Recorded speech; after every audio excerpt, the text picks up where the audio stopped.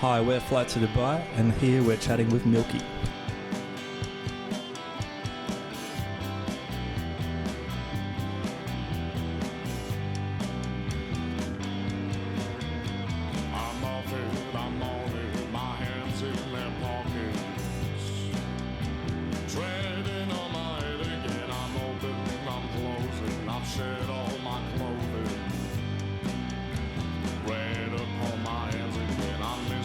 I wasn't on the flight to Dubai, but Matt here was.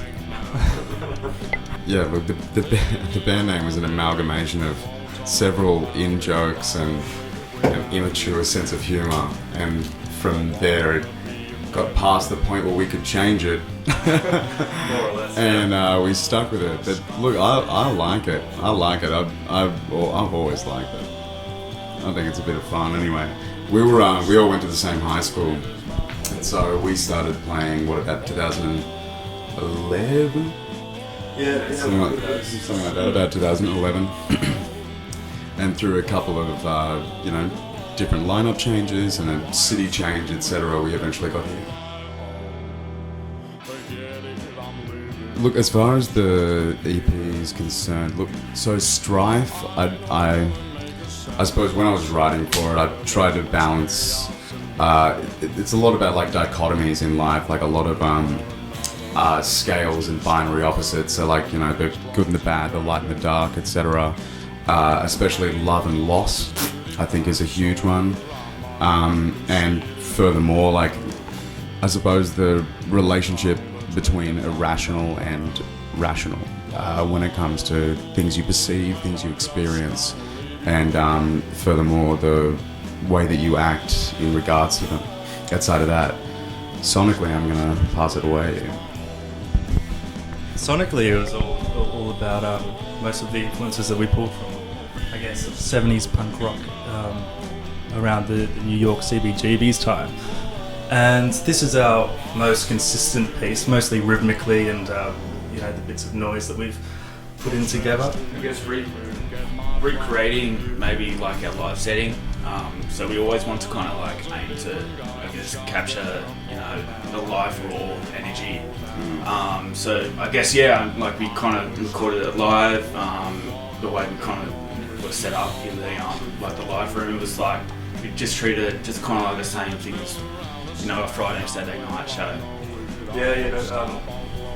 Very limited in terms of edits, so basically had the whole band set up in the room as if we were just rehearsing and going over the songs naturally, and that way we could kind of be very decisive in how it was going to sound and capturing exactly kind of the magic that we're working between us naturally, and that's what was achieved on the record really well.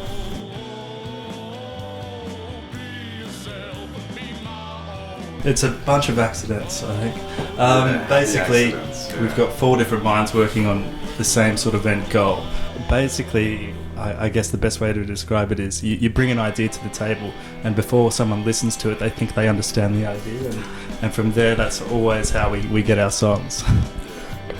It is that happy accident thing, I think, that Wei was talking about before, where it's we kind of found our sound through like a lot of trial and error. I think a big part of it was not necessarily what we did and liked as much as things that we did and went, no, I hate that, and then tried something else, and then eventually we're quite cooperative, I think, as far as it's a really symbiotic relationship between band members, and as much as everybody gives to each other, everybody listens and takes from each other, which is it's quite nice. I think we very much write in a way that is going to work together. So I guess when we're coming up with ideas, we're thinking of it as a piece. So how it's going to work with each of our relationship as writers together.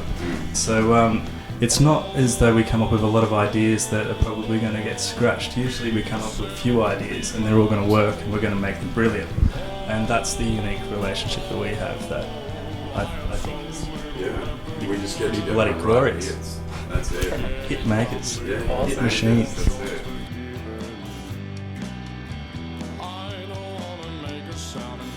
You're not alone. This sounds really silly and it sounds really like cliche and overused, but I think it's really easy to feel like you're going through something alone, but if you can just give anyone like the semblance of empathy, or at least sympathy if you can't relate to what's going on, like you're just not alone. Like everything, I suppose, like the "this too shall pass" thing is, God, it's such a boring, overused cliche, but it's just so timeless. Like the idea that the ebb and flow of life doesn't take mercy or take prisoners. It'll slay you where you stand. So in turn, like reach out, talk to your friends, make sure they're all right. But furthermore, like I read this thing a little while ago that was some professor at some place said